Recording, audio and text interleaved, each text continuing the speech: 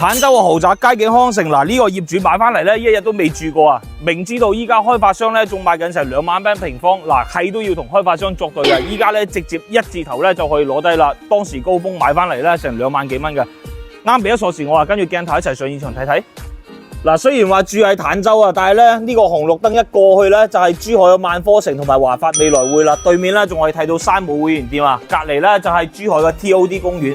呢度咧同珠海咧就係相差咗300米嘅距離啫。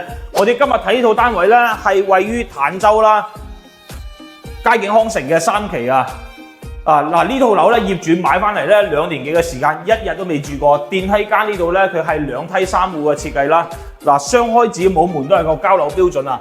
呢個牌咧寫住係2023年6月份交樓嘅，所以咧呢套樓咧就交樓係23年嘅年底到依家咧2年時間都冇啊。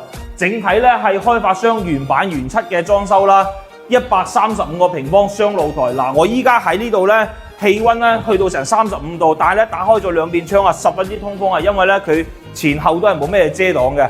雙露台4房啊，每間房嘅空間咧都係特別之闊落嘅，帶埋全屋嘅日立中央冷氣咧都係交樓俾你嘅，而且冇一間房咧話係特別細嘅，都基本上都可以放1.5米或者1.8米床。主人房更加誇張啦，兩邊衣帽間嘅位置啦，而且係兩邊窗啊南北對流嘅。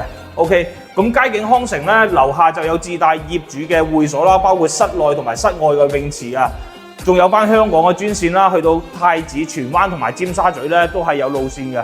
呢套樓咧裝修標準咧都會去到2-3千蚊一個平方噶啦。業主咧買翻嚟2年幾嘅時間，一日都未住過。